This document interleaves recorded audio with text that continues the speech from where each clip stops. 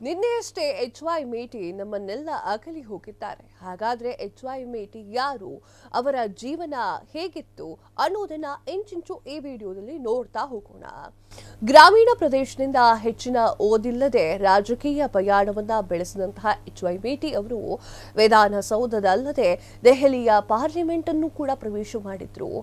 5 ದಶಕಗಳ ಕಾಲ ರಾಜಕೀಯದ ವಿವಿಧ ಮೆಟ್ಟಲುಗಳನ್ನ ಏರಿದ್ರು. ಅವರ ಮೇಲೆ ಸಾಕಷ್ಟು ಕೇಸ್ಗಳು ಕೂಡ ಇತ್ತು.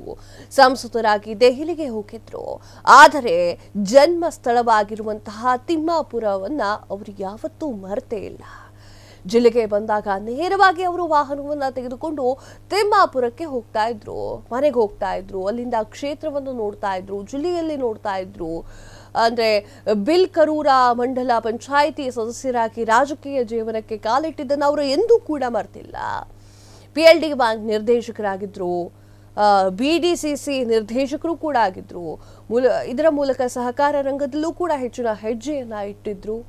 ಜನತಾ ಪರಿವಾರದ ನಾಯಕರು ಕೂಡ ಆಗಿದ್ರು. 1989ರಲ್ಲಿ ಗುಳೇದಗುಡ್ಡ ವಿಧಾನಸಭಾ ಕ್ಷೇತ್ರದ ಅಭ್ಯರ್ಥಿಯನ್ನಾಗಿಸುವಲ್ಲಿ ಅವರ ರಾಜಕೀಯ ಗುರು ಶಾಸಕ JB ಮಂಠೂರ ಅವರ ಪಾತ್ರ ದೊಡ್ಡದಾಗಿತ್ತು. ರಾಮಕೃಷ್ಣ ಹೆಗಡೆ ಅವರ ಮನವನ್ನ ಒಲಿಸುವ ಮೂಲಕ ಮಂಠೂರ ಅವರು ತಮ್ಮ ಶಿಷ್ಯನಿಗೆ ವಿಧಾನಸೌಧದ ಮೆಟ್ಟಿಲನ್ನ ಏರಲುವಂತಹ ಅವಕಾಶವನ್ನ ಮಾಡಿಕೊಟ್ಟಿದ್ರು.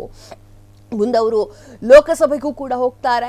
ಮುಂದೆ ಲೋಕಸಭೆಗೂ ಕೂಡ ಸ್ಪರ್ಧೆ ಮಾಡಿ ಗೆಲುವನ್ನ ಸಾಧಿಸ್ತಾರೆ. ಇದರ ಮೂಲಕ ಲೋಕಸಭಾ ಸದಸ್ಯರ ಸಿದ್ದರಾಮಯ್ಯ ಅವರ ಕಟ್ಟ ಅನುಯಾಯಿಯಾಗಿರ್ತಾರೆ. ರಾಜಕಾರಣದಲ್ಲಿ ದಿನಕ್ಕೊಬ್ಬ ನಾಯಕರ ಜೊತೆಗೆ ಗುರುತಿಸಿಕೊಳ್ತಿರುವಂತಹ ಸಂದರ್ಭದಲ್ಲಿಯೇ HY ಮೇಟಿ ಅವರು ಮಾತ್ರ 4 ದಶಕಗಳಿಂದಲೂ ಕೂಡ ಸಿದ್ದರಾಮಯ್ಯ ಅವರ ಕಟ್ಟ ಅನುಯಾಯಿಯಾಗಿದ್ರು. ಜನತಾದಳ, ಜನತಾ ಪಕ್ಷ, ಕಾಂಗ್ರೆಸ್ಗೆ ಸಿದ್ದರಾಮಯ್ಯ ಅವರೊಂದಿಗೆ ರಾಜಕೀಯ ಪಯಣವನ್ನ ಬೆಳೆಸಿದ್ರು. ಅವರು ಎಲ್ಲೇ ಹೋಗ್ಲಿ, ಯಾವ ಒಂದು ಕ್ಷೇತ್ರಕ್ಕೆ ಬೇಕಾದ್ರೂ ಹೋಗ್ಲಿ, ಉತ್ತರ ಕರ್ನಾಟಕದ ಜೋಳದ ರೊಟ್ಟಿ, ಬದನೆಕಾಯಿ ಪಲ್ಯವನ್ನ, ಕಾಳು ಪಲ್ಯವನ್ನ, ಮೊಸರು ಅವರು ತೆಗೆದುಕೊಂಡು ಹೋಗ್ತಾ ಇದ್ರಂತೆ. ಅಂದ್ರೆ ಅವರ ಆಯ್ಕೆ ಅದಾಗಿತ್ತು.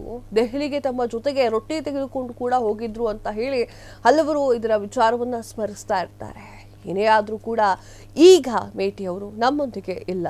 ಸೊ ಅವರ ಆತ್ಮಕ್ಕೆ ಶಾಂತಿ ಸಿಗಲಿ, ಅವರ ಫ್ಯಾಮಿಲಿ ಈ ಒಂದು ನೋವನ್ನ ಭರಿಸುವಂತಹ ಶಕ್ತಿ ಕೊಡ್ಲಿ ಅಂತ ಹೇಳ್ತಾ ಈ ವಿಡಿಯೋನ ಎಂಡ್ ಮಾಡ್ತಾ ಇದ್ದೇನೆ. ಇದಾಗುತ್ತೆ ಇವತ್ತಿನ ವಿಶೇಷ ಮತ್ತು ಸುದ್ದಿಗಳಿಗಾಗಿ ನೋಡ್ತಾ ಇರಿ ಫ್ರೀಡಂ ಟಿವಿ, ಇದು ಸಾಮಾನ್ಯರ ಶಕ್ತಿ. ಕ್ಷಣ ಕ್ಷಣದ ಸುದ್ದಿಗಳಿಗಾಗಿ ಫ್ರೀಡಂ ಟಿವಿ ಸಬ್ಸ್ಕ್ರೈಬ್ ಮಾಡಿ, ಲೈಕ್ ಮಾಡಿ ಹಾಗೂ ಫಾಲೋ ಮಾಡಿ. ಹೊಸ ಸುದ್ದಿಗಳ ನೋಟಿಫಿಕೇಶನ್ಗಾಗಿ ಬೆಲ್ ಐಕಾನ್ ಮೇಲೆ ಕ್ಲಿಕ್ ಮಾಡಿ.